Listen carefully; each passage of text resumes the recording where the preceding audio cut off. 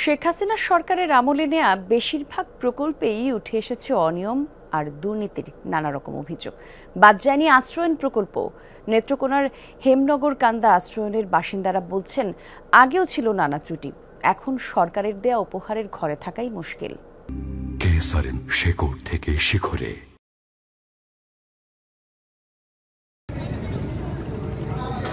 গৃহ ও ভূমিহীন মুক্ত দেশ গড়তে মুজিব বর্ষের উপহার হিসেবে আশ্রয়ন প্রকল্প হাতে নেয় ক্ষমতাচ্যুত আওয়ামী লীগ সরকার।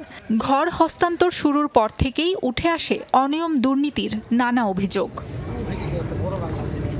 নেত্রকোনার খালিয়াজুড়ি উপজেলার সবকটি ইউনিয়নে রয়েছে আশ্রয়নের ঘর। ৬ ইউনিয়নে প্রায় ১৫০০ ঘর বিতরণ হয়েছে ভূমি ও গৃহহীনদের মাঝে, যা নিয়ে অভিযোগের শেষ নেই উপকারভোগীদের। বেশি দুর্বল করতে দেখেন না, কত জোড়া করতে এনে 3টা জোড়া। যাদের দরকার ছিল না ওরাও পাইছে, আর যারা দরকার আছে এরা তো পাইছি। আবার অনেকেও আছে আমার মতন অসহায় ঘুরতেছে। হনো বৃষ্টি পরে আর এবার বাতাসে বেড়াগুলা করে একবার এমনি একবার এমনি মুশকে গেছে গা, কিছু দরজা লাগে না, আবার উপরে দা পানিও পড়ে। সদর উপজেলার হাওর বেষ্টিত হেমনগর কান্দা আশ্রয়ন বাসিন্দাদের অভিযোগ, প্রকল্পে বরাদ্দকৃত অর্থ লুট করেছেন দায়িত্বপ্রাপ্তরা।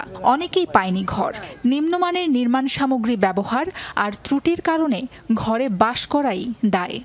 দরজা ভাঙ্গা, জ্বালা দিছে না, তার দিয়ে বাইন্ধে দিছি, হয়ে গেছে বাইন্ধে দিছি তার দিয়ে, ঠিক করে দেয় না, মেলে না। মানে এভাবে থাকলে বাতাস এলে দাবার মনে করেন বন্ধ হয়ে দরজা গিয়া। আর বেশি সমস্যাটা পানি, ঘরের ভিতরে পানি ঢুকে। আরেকজনে করছে না আরেকজনে করছে, তাহলে আমরা স্যার গরিব মানুষ, আমরা কিন্তু সামর্থ্য নাই যে 2000 টাকা তৈরি ঠিক করতাম। মোটামুটি ইন্দুর অত মোটামোটা ভাগ এই ফায়দা জায়গা। বাথরুমের দরজা দেয়া সিস মারে, এই যে উপরে সিস মারে, সরকারে দিয়েছি গরিবরা সাহায্য করে। প্রশাসন বলছে অভিযোগগুলো খতিয়ে দেখা হয়েছে, সংস্কারের জন্য নেওয়া হয়েছে উদ্যোগ। যেটুকু ত্রুটি বিচ্যুতি দেখেছি আমরা সাথে সাথে ওগুলো মার্কিং করে উপজেলা কমিটিকে জানিয়েছি যে এটির সংশোধন করা প্রয়োজন। তারা ওইভাবে এই কাজগুলো করছে।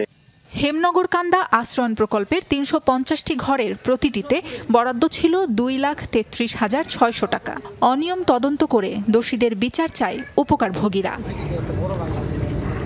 সাবরিনা লিজা, যমুনা নিউজ।